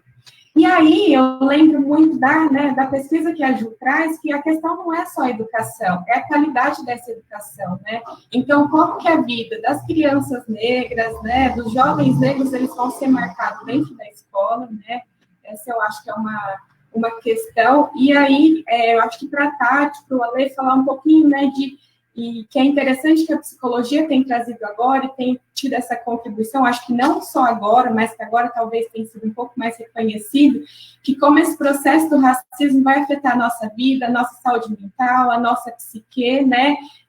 Eu lembro que a Juliana Borges, falando de racismo, de encarceramento em massa, ela fala muito isso, que uma pessoa, ela não vai ser racista de forma direta, né? Ela não vai falar que ela odeia negro, mas é muito mais fácil ela falar que ela odeia criminoso. E quem que é as pessoas criminalizadas, né? De quem que é feio, o que é feio, o que é animalizado, é o que é do negro, né? E o que é enaltecido, né? Que é moralmente aceito, vai ser aquilo que é do branco. Então, eu queria que vocês falassem um pouquinho sobre isso.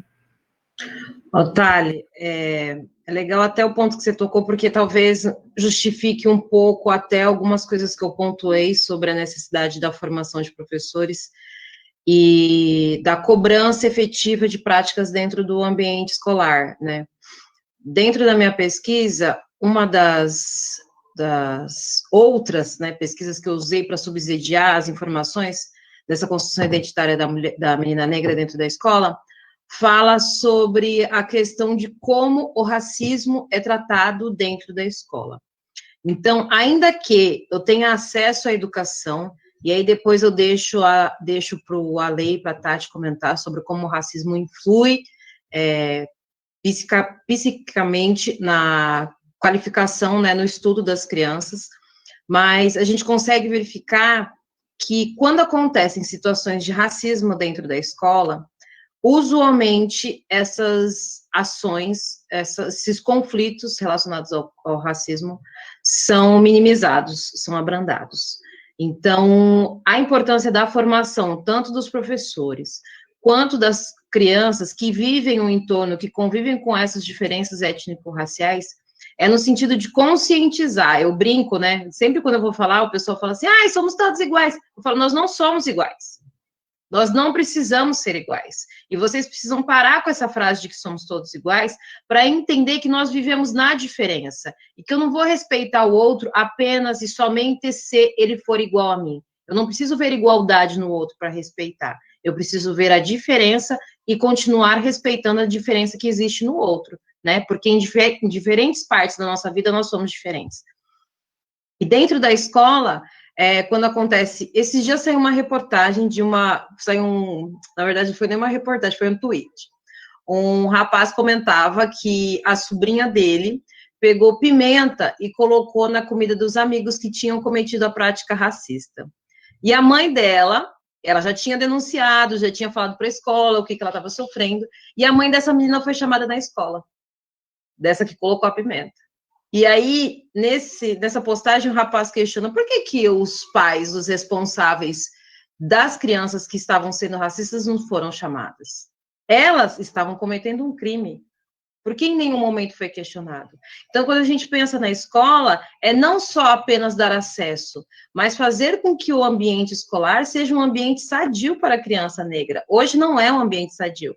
Antes de começar a minha pesquisa, eu ficava pensando assim, falei, gente, será que isso é só coisa da minha cabeça, né?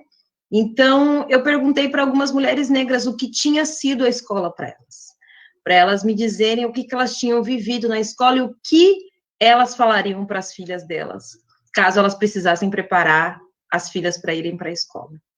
E muitas falaram sobre a importância de frisar que elas eram boas, que elas eram bonitas, que às vezes elas iam encontrar pessoas que não iam compreendê-las, que não iam amá-las, mas que dentro de casa elas sempre encontrariam esse cuidado.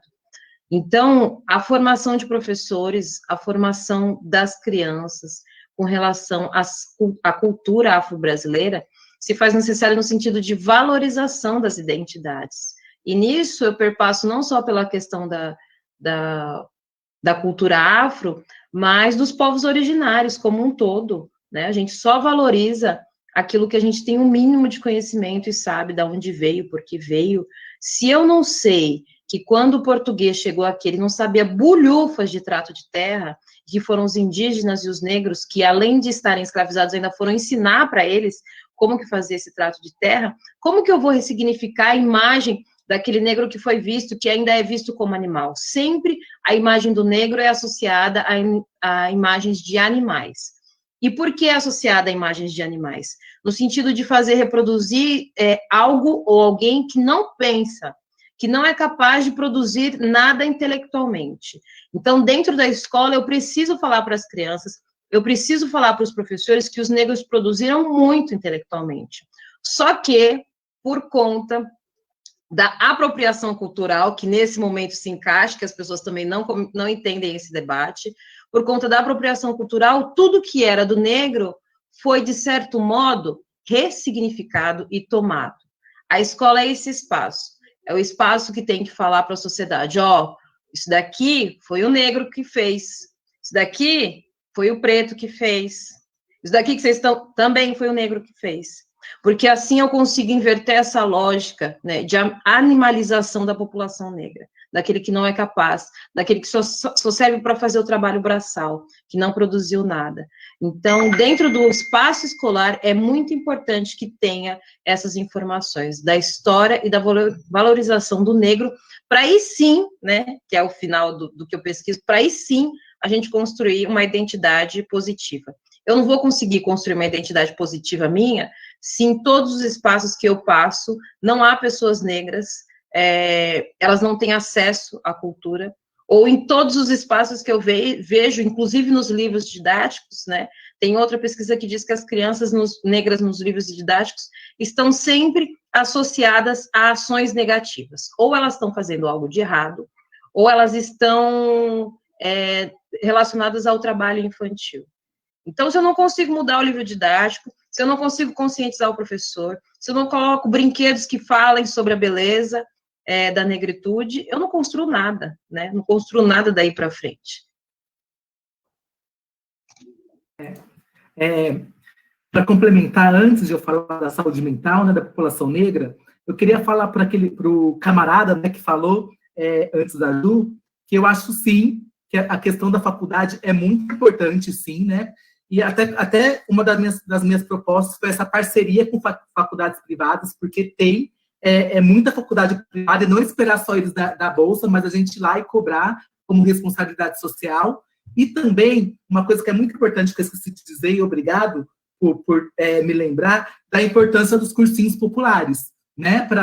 Eu participei 2 anos do cursinho popular Carolina Maria de Jesus, enquanto psicólogo, e que acontece lá na periferia, na Zona Norte, né, totalmente gratuito, e como foi importante, como é importante esse tipo de ação, até para a pessoa perceber o quanto que ela é capaz, e no final do ano, né, sempre alguém passa em faculdade pública, e é muito interessante, assim, dar uma perspectiva de vida, sabe, que muitas vezes parece que fica só no óbvio.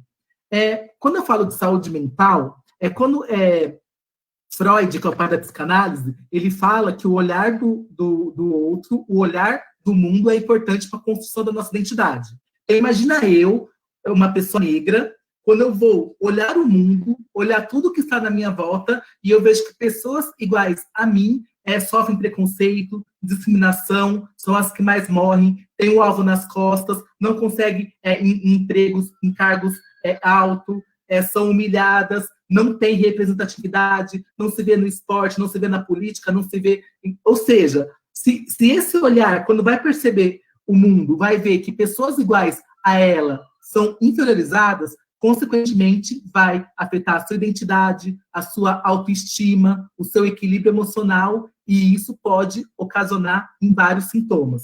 Uma pessoa que ela sofre racismo e não consegue elaborar isso de uma forma eficaz, se ela não consegue colocar para fora, se não consegue construir e ressignificar, se ela não consegue colocar para fora através da boca, por exemplo, ela vai falar através do corpo. E quando fala através do corpo, é através de dores, cansaço exagerado, depressão, ansiedade, pânico, e até automutilação, e até tirar a própria vida, né? Então, assim, olha como que isso afeta. Você ser vítima de preconceito vai afetar a sua saúde mental, porque saúde mental é qualidade de vida, que é equilíbrio emocional. Então, por isso que a gente tem que trabalhar esse processo na raiz. né? Se a gente sabe que o racismo é uma construção social e que a gente tem que, de certa forma, tentar mudar a sociedade. E é por isso que a gente está aqui essa noite, porque a gente vai tentar construir possibilidades para que isso, de certa maneira, não vou falar que acabar, porque, né, eu não sou iludido, né? Mas que isso afete cada vez menos a população preta. Então, sim, tem o povo preto, ele tem a sua saúde mental muito mais abalada. E, Tati, se você quiser complementar. Uma complementação rápida, aproveitando que nós estamos em setembro, né, Setembro Amarelo, um dado importante é que a população negra é negado para nós, né, a população preta, inclusive dados, né, participação especial da minha filha mais nova aqui nesse momento. A população negra não sabe, não tem acesso a dados, os dados são muitas vezes distorcidos ou são subnotificados, mas a gente já sabe que o suicídio da população negra aumentou muito, né? Porque é muito doloroso, né? Quando a gente fala de autoestima, quando a gente fala de representatividade, é muito doloroso para uma pessoa viver num país em que tudo que é direcionado a ela, tudo que é da vida dela... Tio, para com o barulho um pouquinho. Tudo que é direcionado a ela é ruim, né? A gente cresce desde pequeno entendendo que o que é bom? O bom é ser homem, branco, é ser hétero, é estudar em escola particular até um certo nível e depois ir para uma escola pública. O bom é você ser médico, e tudo isso é negado à população preta, né? E a gente tem que tomar cuidado porque o preto rouba carteira, é batedor de carteira, o adolescente preto é infrator, o cigano come criança, né? O indígena só vive no mato, só entende de erva, que não é pouco, mas é isso que nos é passado, né? Só isso. Então, eu acho que é uma realidade muito dolorosa. Então, não tem como a gente não pensar na saúde mental de uma pessoa que está inserida nessa sociedade. E me chama muita atenção também um trabalho que nós, do Psi Africanidade, fizemos no ano passado, sobre direitos humanos da população preta. Nós fizemos enquanto núcleo de questões étnico-raciais do CRP, que eu esqueci de falar, que eu sou membro do núcleo, do CRP e do NUP também. Mas ficou muito claro, assim, o sofrimento mental, né, o sofrimento, a angústia das mães negras quando seus filhos saem por conta do medo que elas têm. É um medo real, é um medo que elas sentem na pele, né, na alma, de como que é a volta para casa desses filhos. Né, seja na volta da escola, seja na volta de uma festa, seja na volta do trabalho, que muitos trabalham à noite, né? Como que é feita essa abordagem policial, né? O quanto isso afeta e a nível de desespero mesmo dessas mães. Bom, é mais ou menos isso que eu queria colocar, e é extremamente, ressaltar mais uma vez, que é extremamente importante esse debate, porque a gente precisa falar sobre isso. O racismo ou a violência racial, ela não vai deixar de existir se a gente não tocar nesse assunto. Continuo à disposição. Obrigada, Ju, Ani, Tati. Agora o João está inscrito. 3 minutinhos, João, para a sua fala, e logo depois, na sequência, já vem a Jéssica.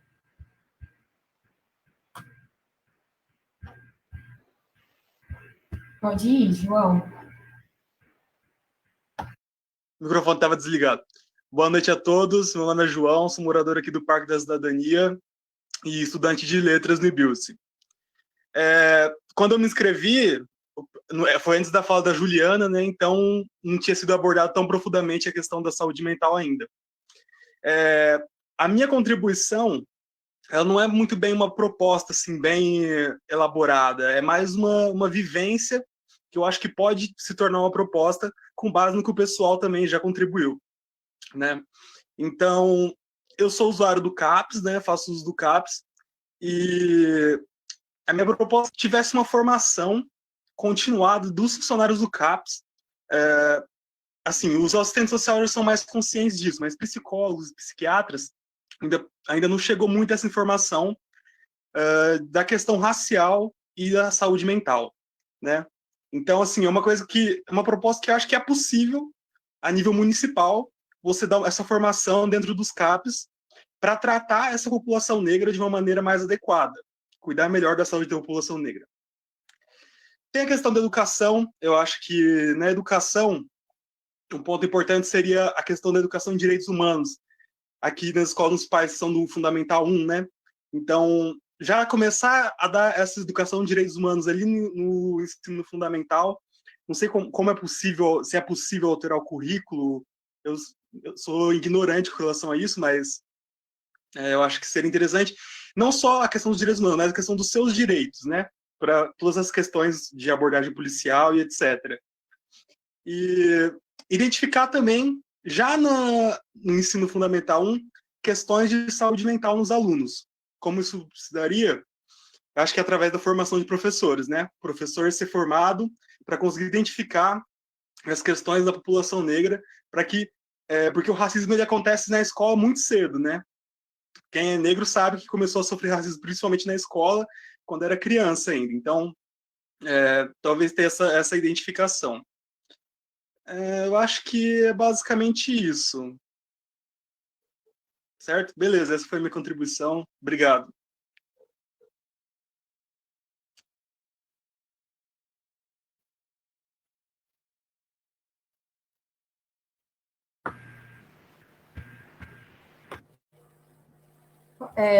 Emendo minha pergunta também, Thali, e aí o pessoal responde, tá bom.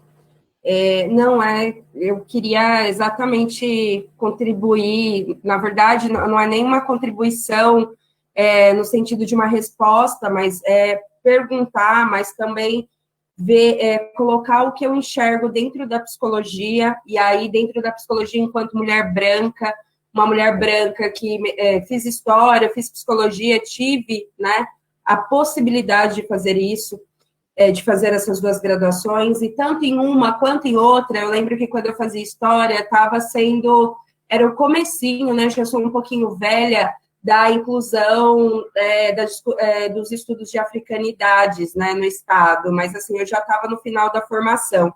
E em psicologia, eu não tive uma aula sequer, uma aula, nem psicologia social, nem em grupos e organizações, que são algumas grades, né, do curso. Eu não tive uma aula sobre saúde mental da população negra.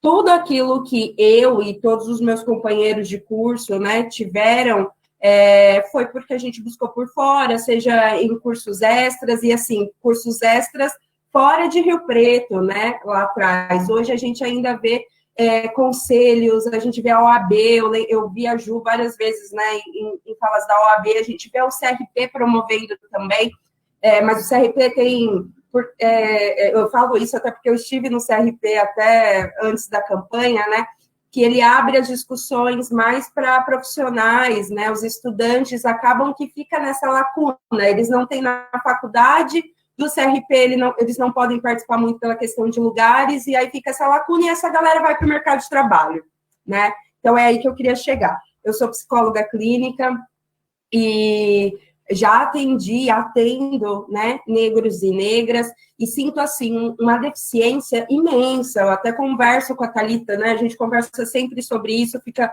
trocando figurinhas, textos e reflexões sobre... alguém apontou isso, né, que a psicologia agora tem se aproximado mais, que talvez estivesse em outros momentos, quando estava em outros momentos, estava reproduzindo preconceito. Então, é muito recente mesmo que a psicologia tem se apropriado aí dessa discussão, né, tanto da negritude, com a população LGBTQIA+, e tal, de uma maneira a sair um pouquinho fora dessa caixinha, mas ainda é muito incipiente.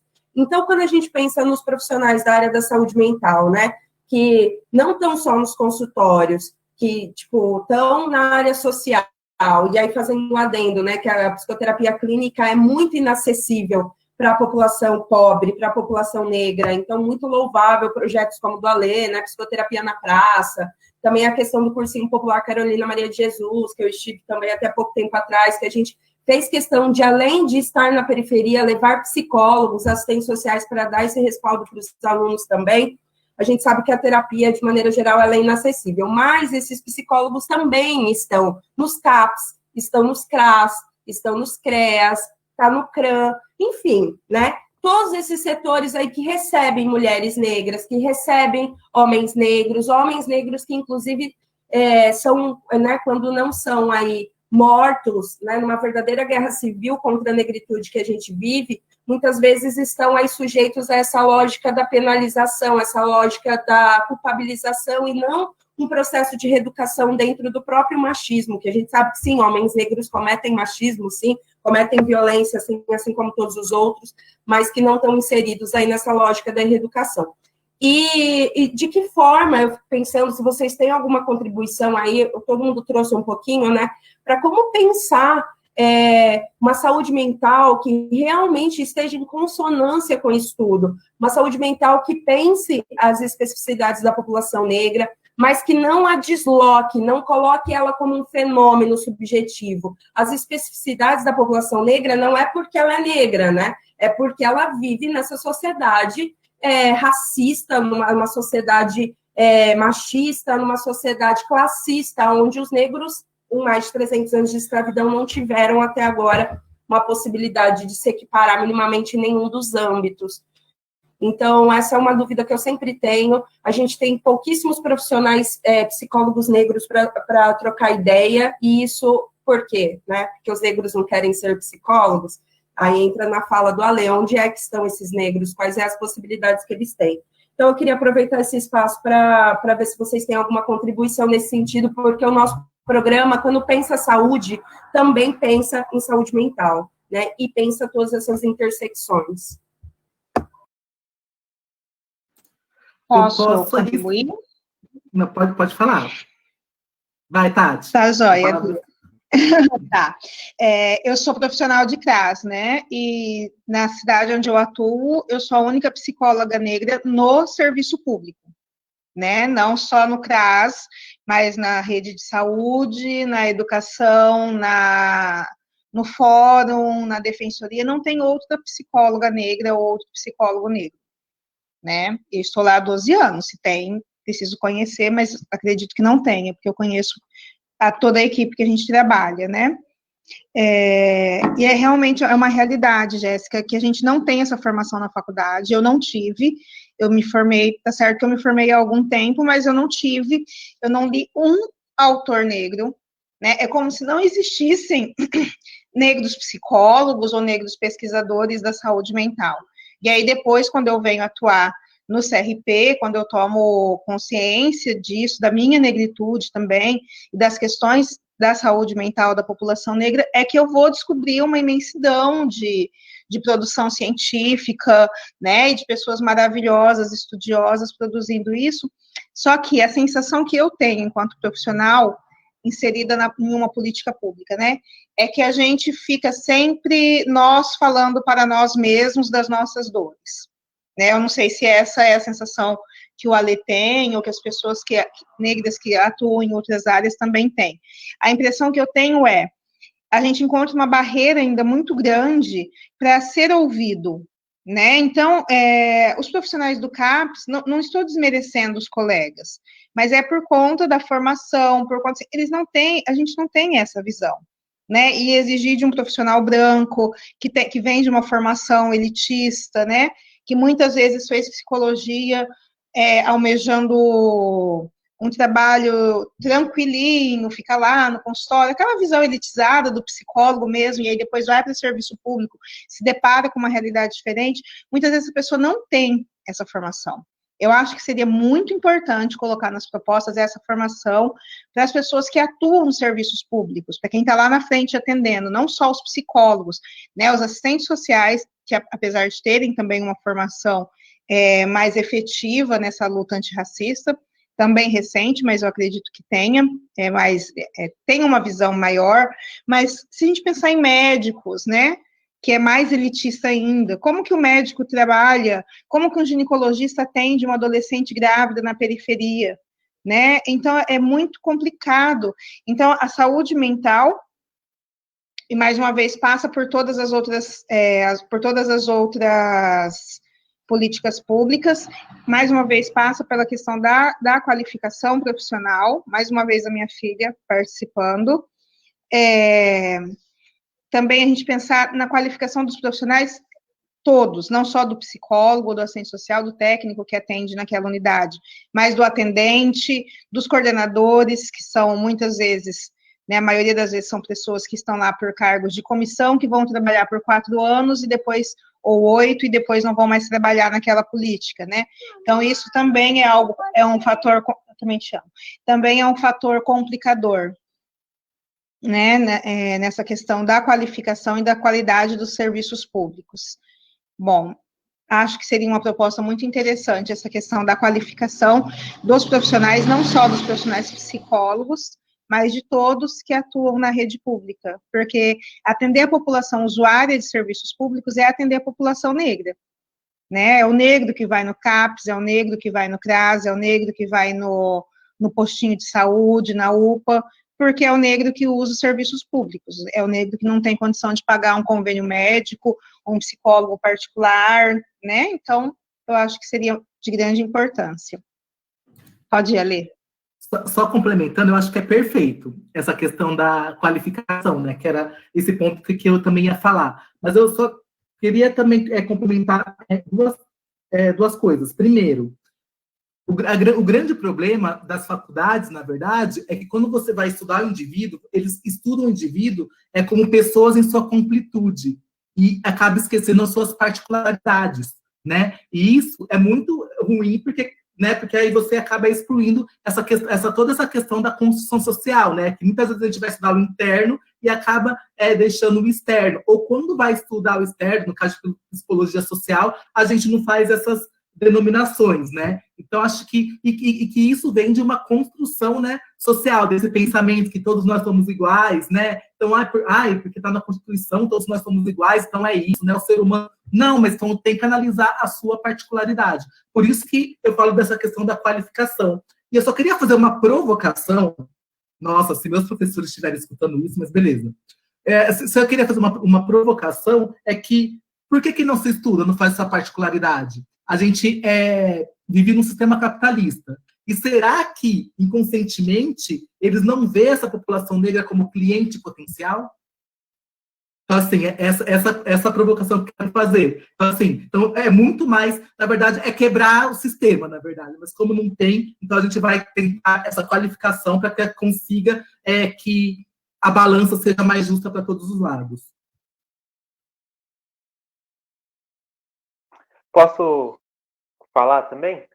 Só uma questão que eu queria aproveitar para complementar, justamente nessa questão, eu sendo um estudante de serviço social e atuando no serviço público como estagiário, justamente essa questão já foi comentada, mas reforçando, muitas vezes a dificuldade que se tem dos profissionais entender o usuário do serviço público no seu todo, não entender de forma fragmentada e quebrada, como agora o próprio Ale comentou, a Ju, tudo mais, como essa questão dessa saúde mental do sujeito, ela também está ligada diretamente às condições materiais dele e os recursos que ele tem, a forma que como ele consegue se garantir, como ele consegue se sustentar, e aí pensando ainda também nos profissionais de serviço público, a percepção que eu tenho, a partir da minha experiência, é também de como essa sobrecarga que está tendo com os serviços, com os profissionais, à medida que está cortando recursos, cortando verbas,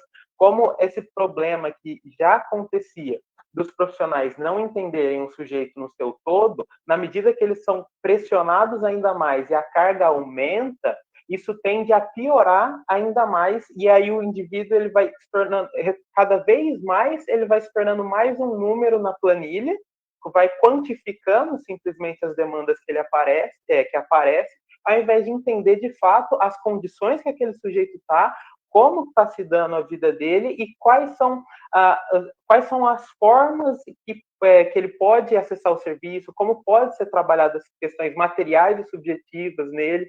Então, essa é a percepção que eu tenho a partir da minha experiência de coisas que são importantes ser pensadas.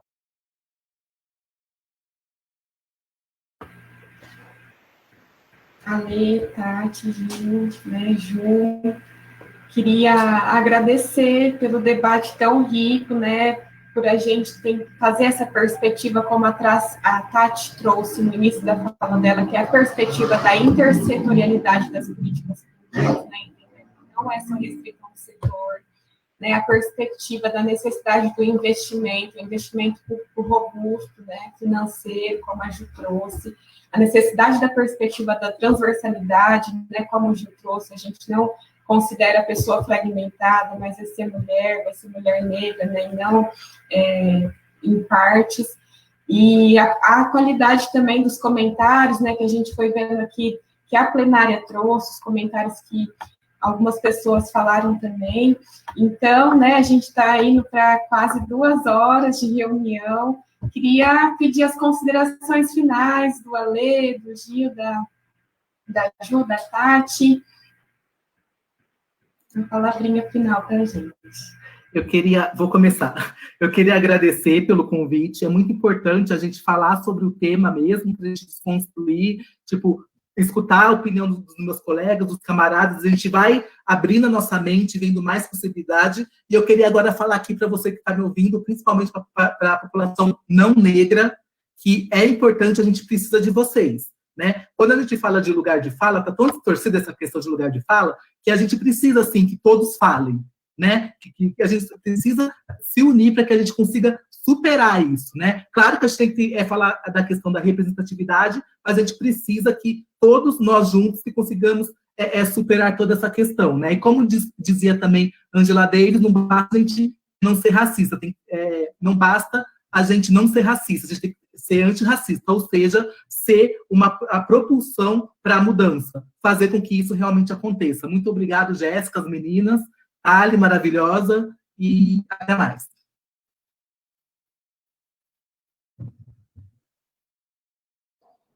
Bom, para finalizar, complementando o que o Ale disse, né, discutir racismo, debater questão racial é questão de branco, sim, né?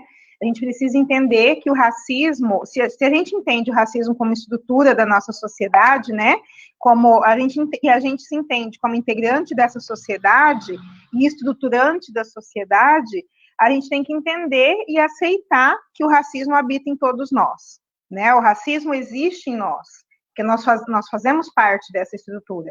E se a gente não entender onde esse racismo habita em mim e o quanto ele me afeta e o quanto eu estou disposta e disponível para lutar contra isso, a minha luta vai ser infrutífera, né? Então, convite as pessoas pretas e não pretas a pensar sobre o racismo que habita em nós, para que a gente possa superar essa discussão de forma produtiva e produzindo propostas realmente fortes, porque precisam ser fortes, para que não sejam desmontadas lá na frente, né?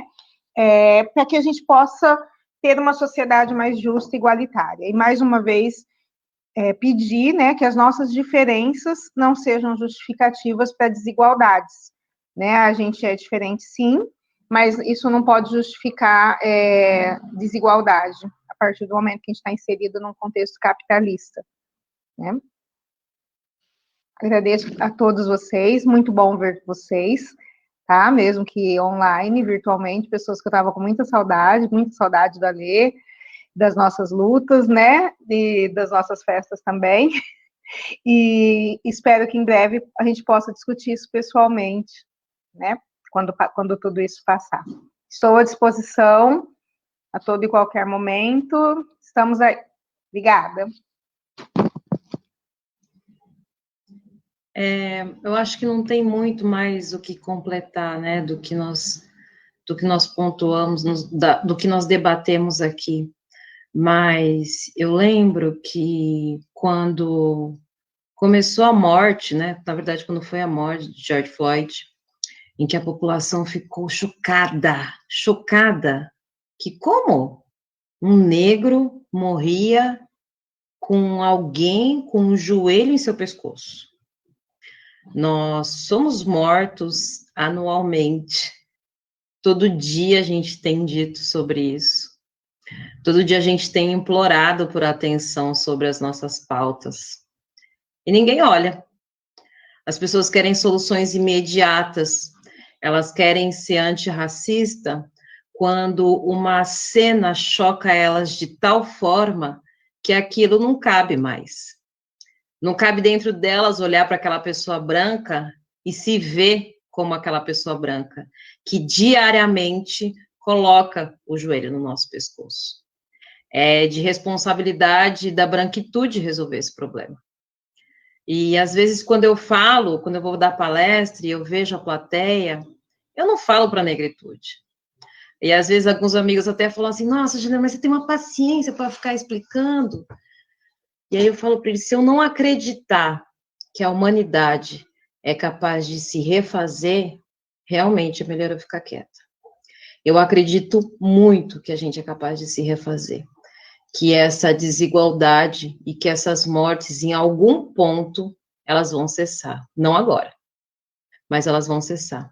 Mas eu quero antes que essas pessoas morram, antes, inclusive, que cheguem as eleições, antes de querer uma solução imediata, que a gente consiga fazer uma construção diária das identidades, de respeitar as pessoas nas suas singularidades.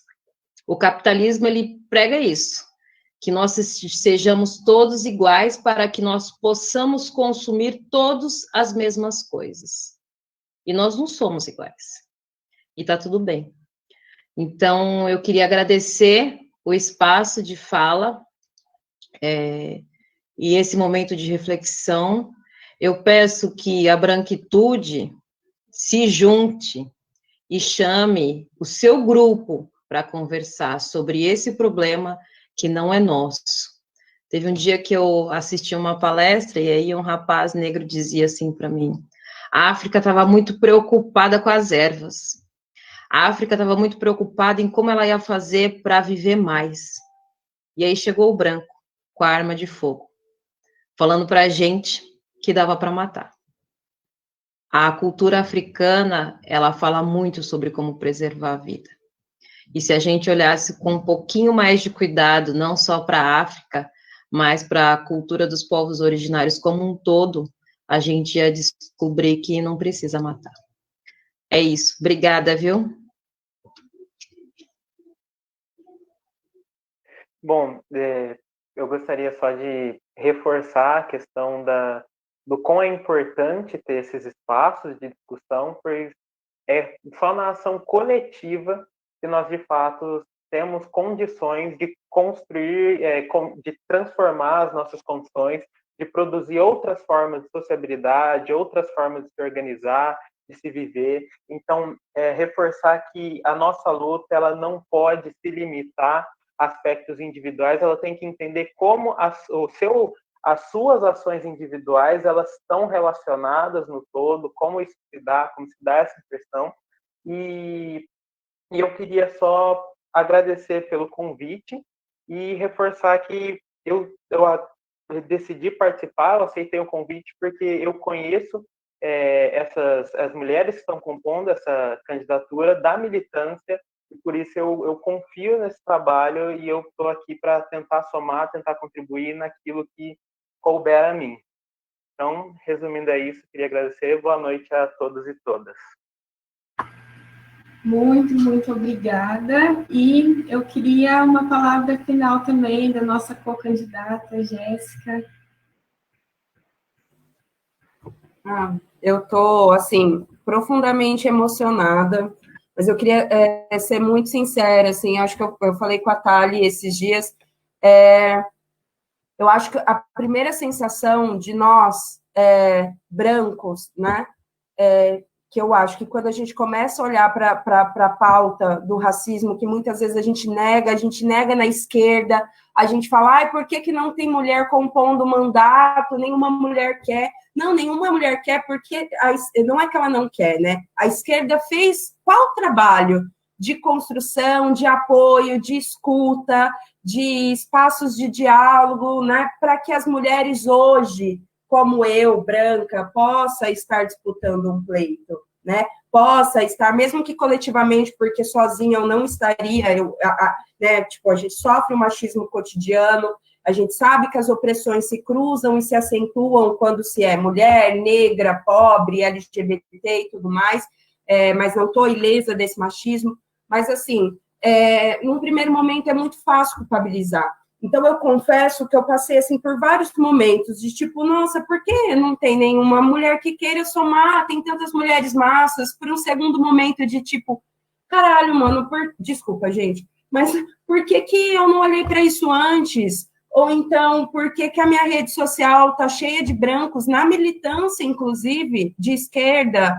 Ou por que eu tô sentindo esse incômodo quando falam sobre isso? E, assim, sendo muito sincera nesse sentido, e na fala de hoje, isso mexe muito comigo, porque eu sinto que eu estou muito nesse processo de desconstrução, mas tem muita coisa para desconstruir, e a fala da Juliana, assim, me tocou profundamente, no sentido de, caramba, né, onde é que lá atrás eu estava, onde é que os meus camaradas estavam, que a gente pautava, assim, a questão do racismo, mas pautava, assim, de uma maneira teórica, pautava de uma maneira que tem que, sim, construir esses espaços, mas fazíamos muito pouco para construir esses espaços.